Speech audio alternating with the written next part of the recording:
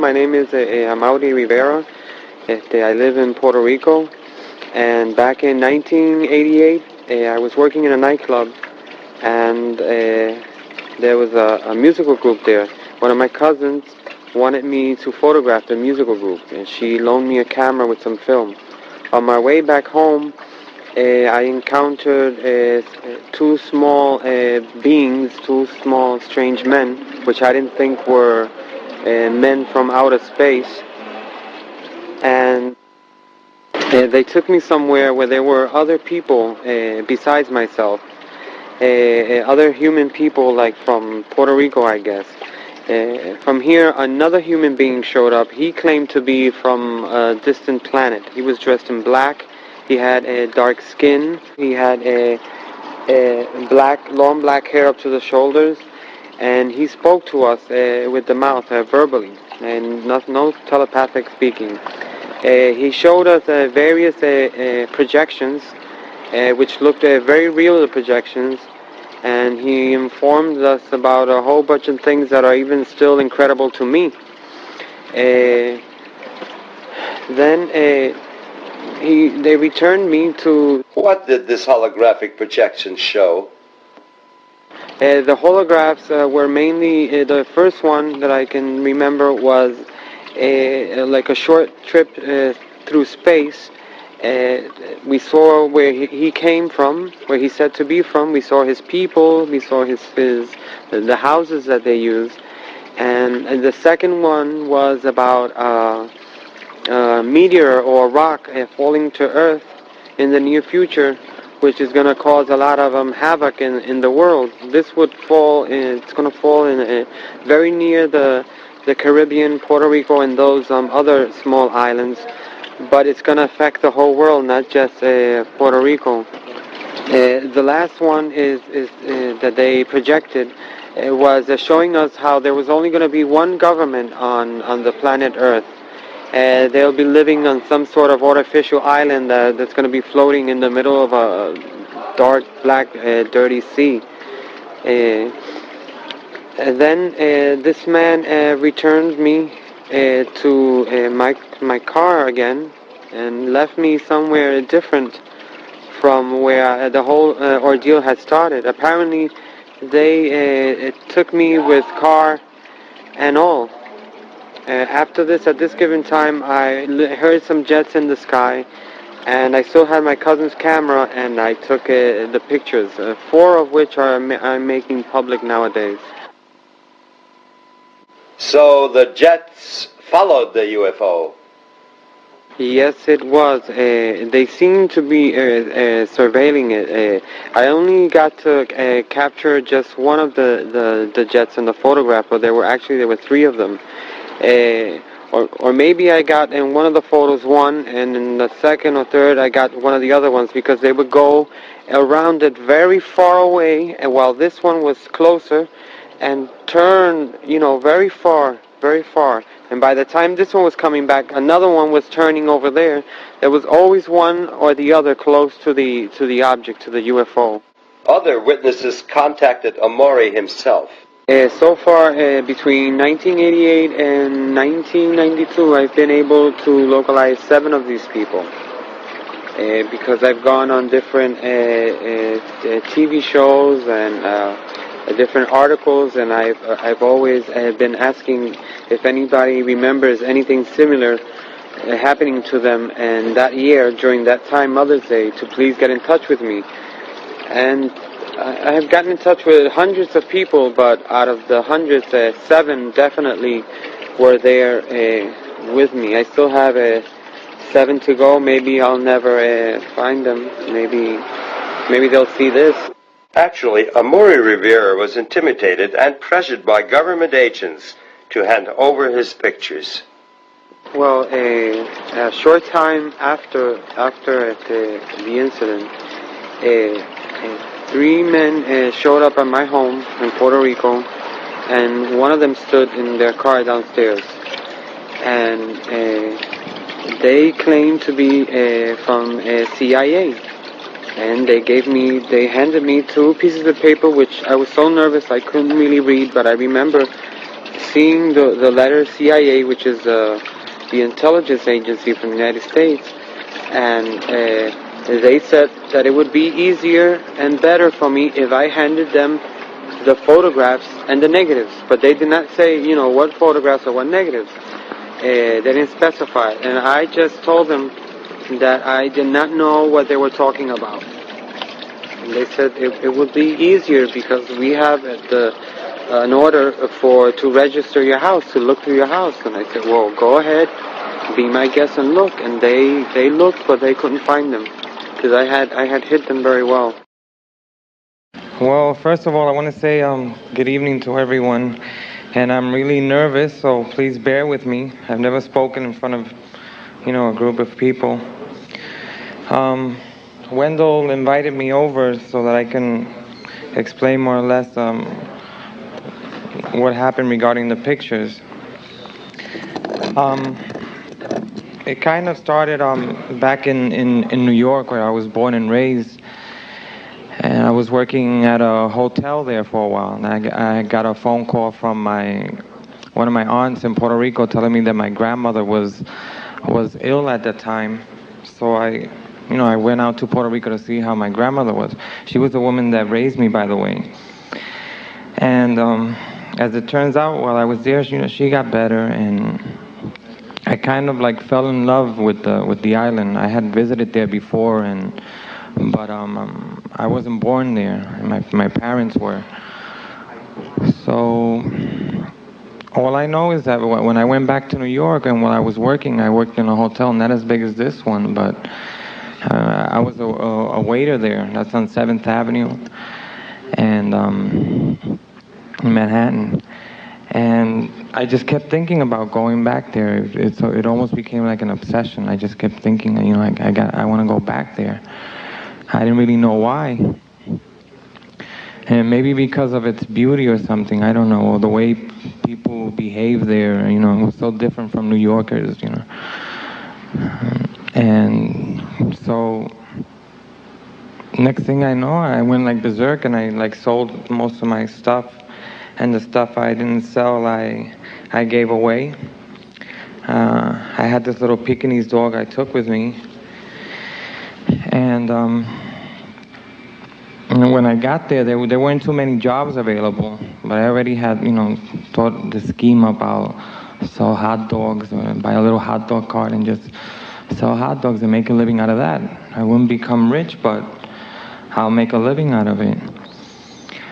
So while I was there, when I first got there, one of my cousins, a female cousin, and we call her Fat Tata, she comes up to me and she tells me she heard over the radio that they were offering a waiter's job in this nightclub. It's called Casablanca, and that's in Hormiguero, that's near Cabo Rojo. So as it turns out, I went for the interview and I got the job, and I was working there for a while, and towards Mother's Day in May of 1988, my cousin, again, she had heard about the job through the radio. Now she heard that this group, I wasn't familiar with the group, but she was, a Gran Combo. They were going to be present there, so she was a big fan, or is a big fan of theirs. And she said, basically what she said was, since I got you that, I helped you get that job, well, I want you to do me a favor and get me some photographs of the Gran Combo. So I said that I would, even though I didn't really want to, because I had just started working there, and I didn't, they were on a platform like this, and it was a huge place with the little tables, a nightclub. And I didn't feel it, I had just started working there. I'm going to be there taking pictures. Anyway, I said yes. So I thought she would probably forget about it, but when the night came, she didn't forget about it. So she gave me the camera and with the film in it, and she showed up with an album, one of their old albums, and she wanted me to have them autograph it. And I said, sure, She kept reminding me that she helped me get the job, So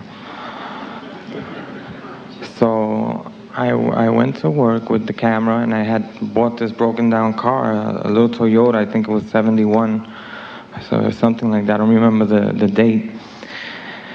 So from where I live at to Hormiguero, where the nightclub was located, I had some of my cousins, before I started that job, they would take me back and forth so that I can know more or less, how to get back from the nightclub to my grandmother's house, which is my house now. So the route that they showed me to go through was called, there was a road called La Bajura. It's like a real creepy place. There's no houses or anything. And but that was the only way I knew how to get there, back and forth. On this particular night, I took some of the, it was one of those Instamatic camera, the 110. It was a cheap camera. And as I was going home that night, or that morning, because I left at 4:30, I was just driving along in my car, like Martin had said before, and there was fog, but that was nothing unusual because the rest of the nights I had, come across fog, and that didn't bother me. But some of my cousins had told me that, because in New York I barely drove with the taxis and buses and subways usually. So I didn't have much experience driving, so I would take it easy anyway, besides of the fog and besides of the cows or the horses. My cousins would tell, they had frightened me. You got to be careful, you can't be speeding around here, because animals get loose and people have crashed and killed themselves, crashing against cows and whatnot. So I'm driving along, I'm going like really, really slow, and that's when I hear a noise like on this side of the car. In that moment, I thought it was like a goat or something small. I just saw it out of the side of my. And when I looked to the side, there was At that moment, I thought, what the hell is this? A midget with a mask on or something? And a whole bunch of weird thoughts went through my mind at that moment. I couldn't really figure it out. But the funny thing is, when I was gonna hit the gas pedal to get the hell out of there, I hit the brake, and when I don't know why, I just got nervous and I hit the brake, and the car just stopped all of a sudden. And next thing I know, on this side, the same little thing I had seen, it's like a little man. Not exactly the way most people describe them. Like they didn't look gray. They were white, and their arms were like in proportion of their body and whatnot. But their heads were big, and the eyes weren't exactly the way most people describe them, with the big points in the back. They were big eyes. They were like cow eyes. So when I seen the thing that was over here, the little man, it was over here now. So I was like debating whether all this, it's taking time to me to tell you, but all this happened like in a matter of seconds. I'm debating whether I should like run over this little thing, but at the same time I kept thinking if it was a little boy or a midget or some freak or something, I don't know what it was. And then that's when I heard noise on this side, and when I looked to the side, I thought, I thought that the one that was over here was the same one that was on this side. It turns out that there was two of them. It wasn't the same one. I was wondering how had it gotten from this side to this side that quick, but it hadn't moved. The other one was still there. So that's when the one on this side opened the door of the passenger side. And basically that's when I like fainted. Some people say that these things put me to sleep or whatever. I in my opinion, I fainted. And I urinated on myself. I weed on myself. And next thing I know, when I woke up, I was somewhere else, and it was daylight out. And I'm sitting in the car and I'm crying, and I can't really explain why I was crying. All I know I was just crying. And I knew I was somewhere else. I was sitting inside the car, but I was somewhere else. And that's when I heard those jets that nowadays I know that they're F-14s or whatever they are, but I just knew they were military jets back then. And I heard the noise, and when I got up, I seen I guess what people, the flying saucer thing, I seen it there, the UFO. The craft was just floating in the air. It didn't make any noise, and that's when the planes came in. There were 3 of them. They started going around them, and I just grabbed the camera. Like, again, so, people who had investigated the case, they tell me that it might be that I was like induced to grab the camera or whatever. I'm not really sure. Or if I did it on my own, or if I was supposed to do it, I don't know. I know that I took the camera and I started taking pictures, but only when I would hear a beeping sound, exactly like the ones that you hear on a digital clock, a watch. So that's why I kind of freak out. Even almost 4 years now, I still freak out when I hear that noise. I may be sitting next to somebody and I hear their little watch goes off, and that kind of freaks me out. But that's how I got the pictures, basically. And after that, I just went home. I took the pictures. The spaceship, or whatever you want to call it, that round thing, just like tilted to the side and just took off. And the jets, I thought were gonna follow it, but what they did was they went the other way. That don't make no sense, but that's the way it happened. Instead of following the object. So after that, I got in my car and I just turned it on and just started driving. I didn't know where I was. And so finally I came across these houses, and there was this lady with a hose in front of her house, and I asked her, which way is it to Cabo Rojo? And she's like looking at me like, this guy, what's wrong with him? He's in Cabo Rojo and he's asking which way is it to Cabo Rojo. But what I really wanted to get to town, because once I was in the center of town, I would, know my way back to my grandmother's house. So the lady directed me to certain roads, and the thing was, I got home. When I got home, my grandmother says, I don't remember. She tells me that she asked me what was wrong with me. Why had I gotten there, later than usual? And she says I mumbled something and went into the room. I don't remember talking to her when I got in, but I have to believe her. And all I know is I took off my clothes and I went to sleep. I slept all day that day, and which was kind of unusual. And my grandmother says again, I don't remember this. She says that I got up and I made myself like a sandwich or something light, and didn't speak or anything, and just went back to bed again.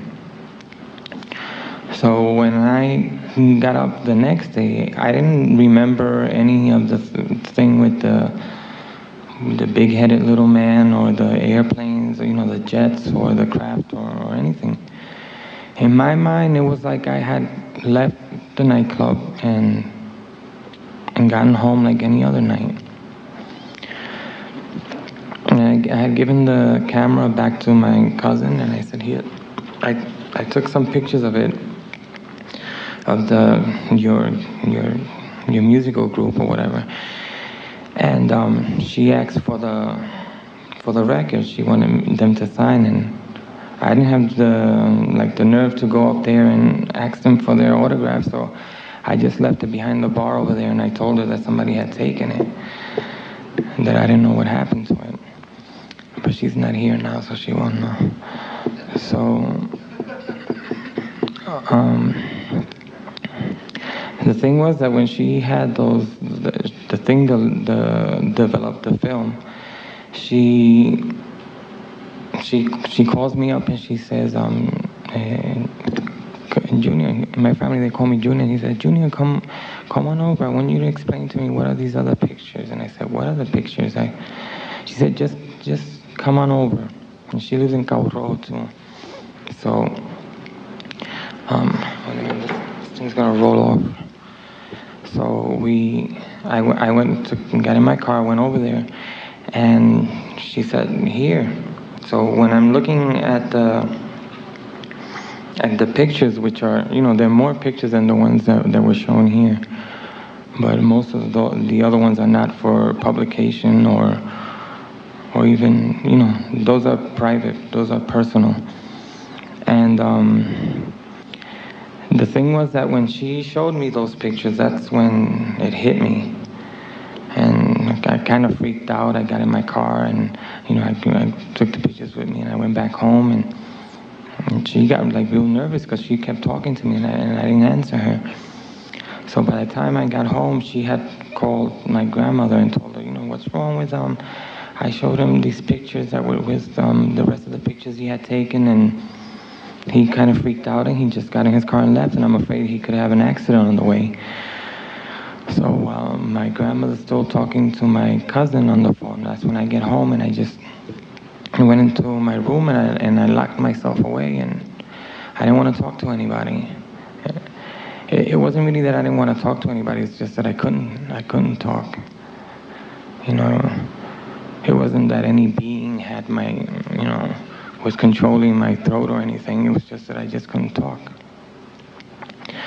And so I stayed in the room for a while, and my cousins started showing up. That female cousin came on just the way she was in her robe and with her kids in the car. And before I knew it, my whole family was like a little get together at home, and they're banging on the door and come out, what's wrong? And they wanted to find out what was happening. So I just couldn't talk to anybody at that point. So I spoke to one of my little cousins and I told him, just tell everybody to leave me alone and I'll explain later. And the thing is that it wasn't until the next day that I was able to talk to just my aunt and my grandmother about the situation. I told them, this is what happened and this is what I remember of it. And they kind of freaked out too, but then they all had a different opinion. My father said it was the demons, and we were brought up like Jehovah's Witnesses, so that was another problem. So I didn't really know what to think of it. At one point, I thought it would, I said, well, there must be demons, or I didn't have no explanation for it. And the thing is that I stopped working at that nightclub, and we kind of stopped talking about that event at home, and we just kind of just put it behind us. I had difficulties because I couldn't leave the house at night. If I did, the car had to be packed jam. And I used to get I don't get them anymore. I used to get nightmares. I mean, real violent ones. Like these little things were chasing me and a whole bunch of crazy things. And at the same time, I was affected, but I was affecting my grandmother and my whole household. They would have to get up. They would have to get up in the middle of the night and come into my room and console me or whatever. But time passed. And I kind of forgot about it, about the same way I've forgotten about other horrible things that happened to me in life. But I stopped working there because my cousins, they couldn't keep taking me back and forth because I wouldn't go by myself to the nightclub. So I stopped working there, and finally that little dream I had about the hot dog cart, I got that together and I started selling hot dogs. So we had kind of forgotten about that. So the thing is that once I'm preparing some meat that I put on the hot dogs and that at home, and something. So I don't know why. I'm not psychic, or I've never had a psychic experience or anything. But for some reason or another, I went to the room where I had these pictures were just thrown in a drawer, and I never I didn't use that drawer for anything else. They were just there. And in this yellow envelope I had put them in, for some reason or other, I just took them out of the drawer and went into the outside where we have the little dog house, and I pasted them underneath, like if this was the dog house, underneath there, inside the dog house. And I gave the dog, it was kind of part of the routine was giving my little dog some water. So I don't know, I added that to the routine that morning for one reason or another. That evening when I get home with all my hot dog junk, my grandmother's watching TV, and I'm putting the stuff away in the refrigerator, and that's when this man showed up at the door, and I thought he was even a Jehovah's Witness or a Mormon or somebody at the door, like he was well dressed. And so he says, we have a screen door, and he's just standing there, and I look, and he says, in Spanish, he says, are you Amaury Rivera? I said, yeah. And he didn't say, could we come in, or nothing. I didn't say come in either. He just like barged in, and behind him there was two other men.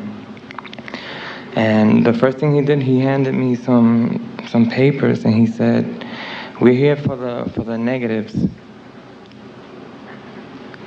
And when he gave me the papers, I started like looking at them, but I got real nervous and I couldn't really like read or figure out what it said on there. And he said, we have an order to search your house and make it easier for us. Just give us the negatives.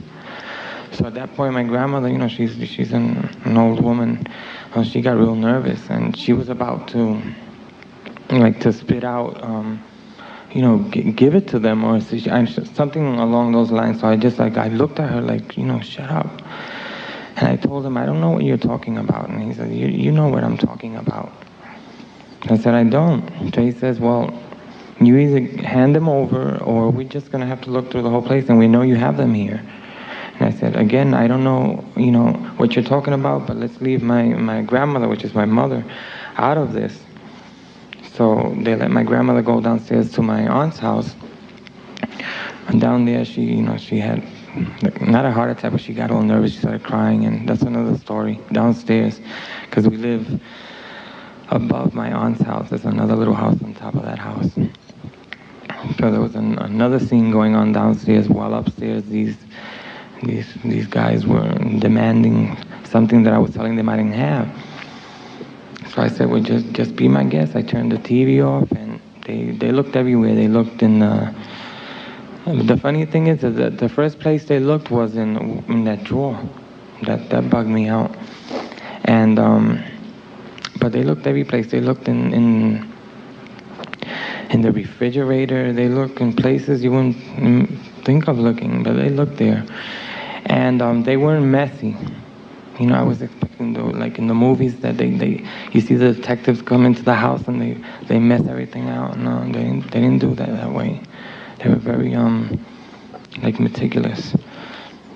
So but they did take every other negative, at home. Well, now that we have more of them, but none of the negatives like birthdays and things that have nothing to do with UFOs. They took all those negatives. They kept putting them in a bag. I don't know what for. Maybe they thought maybe they were amongst them or something, and they would look at them later with time, one by one. So they left, and then my aunt, when I spoke to my aunt, she told me there was another man sitting in the car waiting for these other guys there. So there was 4 of them. 3 of them came up, and 1 of them stood in the car. So basically, after that, I have my brother's in the Marines, and at that time him and his wife was stationed in Japan. So me and another cousin of mine, we the thing was that we got those pictures to my brother, and he put them in a safety and deposit box in Japan or something like that. I knew they were secure with him. So after I sent that to my brother, years passed by, And I decided, I was never going to talk to anybody about it. And my brother gave me advice. He had heard weird stories in the Marines about what happens to people who sees these things, and people who have evidence, that they make them disappear. And my brother, he scared me. I said, wait a minute, so I'm just going to forget this.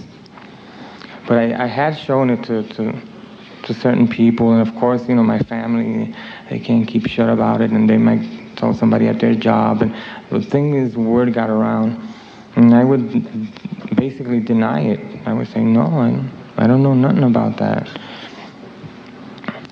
So, like 2 years had gone by, and I didn't think about it any longer. And at home, nobody ever brought it up until one day. And the people I'm here with, they showed up. It's not even too clear how they got in touch with me. But they had heard about the photographs or something, and they would come up, and I would deny it to them too. And say, no, I don't know, I'm not that person, I don't know what you're talking about, and you have the wrong guy. Because I didn't know who they were really. They claimed to be from UFO investigators, or they claimed to be, the editor of a magazine, but I didn't know them. So I thought they could have been part of the government for all I knew. I wasn't about to admit to them. But as time went by, and I got to know them better, and they showed me the magazine. They said, I don't know. The thing was that they inspired trust, and finally, well, I admitted to them, yeah, this is what happened, and I showed them a few of the snapshots, and they suggested that maybe this should be made public because that people should know about it. And so and initially I said no, but then I started taking, because during this whole time, that time that I didn't kind of remember from the moment when that small little thing opened the door on this side, that I fainted, from that moment to the moment I had awakened in that other place, there something else had happened. That apparently that was what was causing the nightmares and whatnot. So with the help of Jorge Malting and Sosa and a few other people, amongst them I have a lot to be grateful to this woman who Jorge Malting introduced to me. Her name is Maria Victoria, and she made me. She's very special. She made me see things in a different light. And nowadays, if I hear somebody joking about UFOs, I don't get all upset or freaky about it. I can handle it. Well, the thing that had happened was that when I fainted or whatever it was at that time that they opened the door, that the little guy on this side opened the door. I had woken up somewhere else besides that last time when I woke up when the jets were there. And in that place, there were other cars there. There were 10 or 15 cars. And I can't, people ask me, but how many exactly? I don't know how many exactly. And there were 10 to 15 cars there.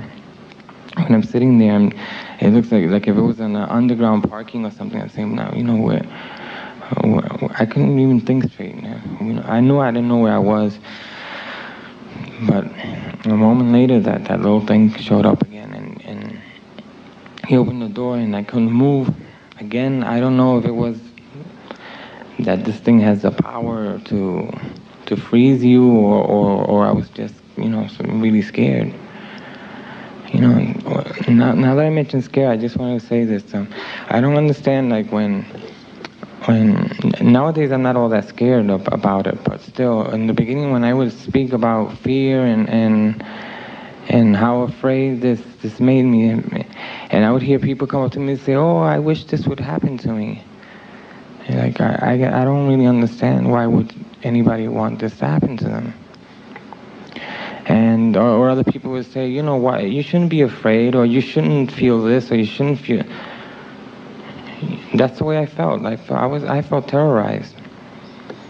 And Well, anyway, the next thing I know, this little man, to call him that, he puts he starts moving he opens the door again, and he starts. I don't see the other one.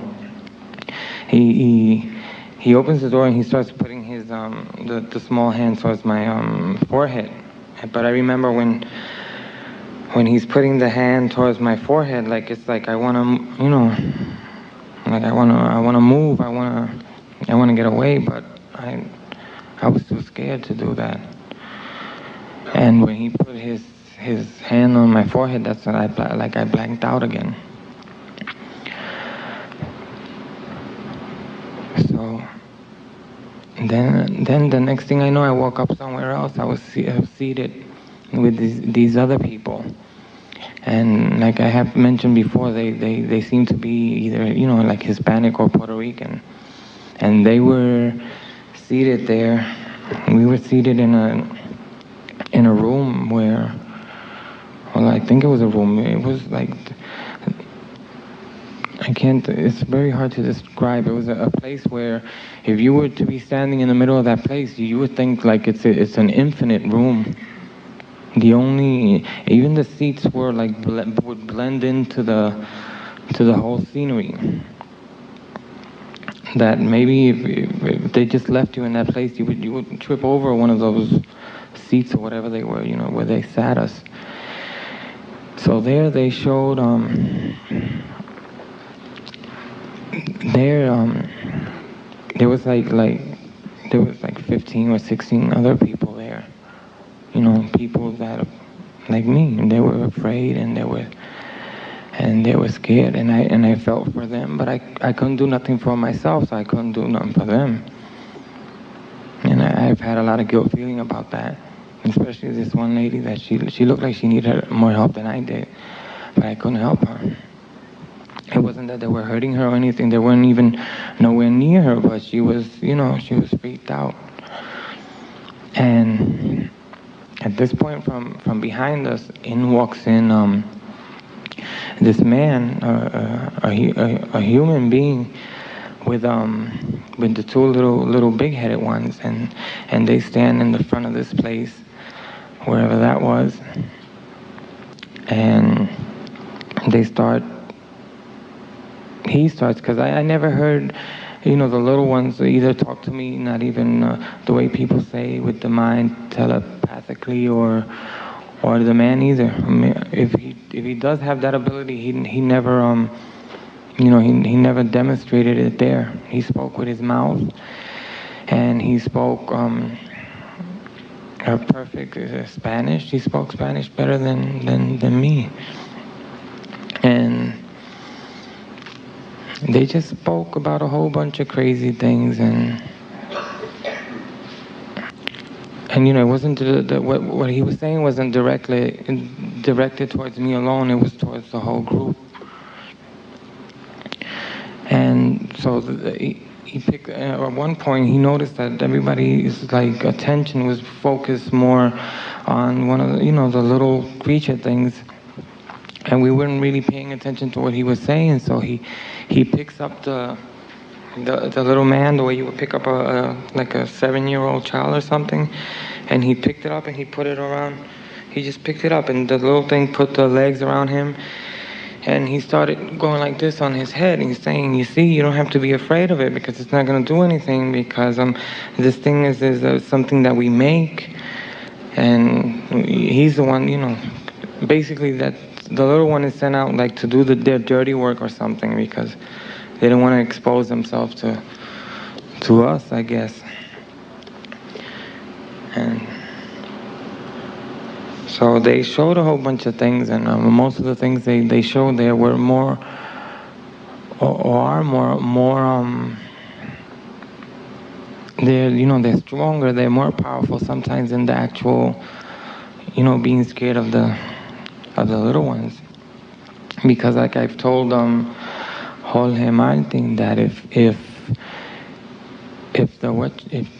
that man that spoke to us that day would approach me in a civil manner, because that was another thing I had to work with, was all the anger. I had a lot of anger because I felt like how could these people, no matter where people are from, whether it be a Russian, a French, or an American, nobody has the right to grab you and take you away somewhere where you don't want to.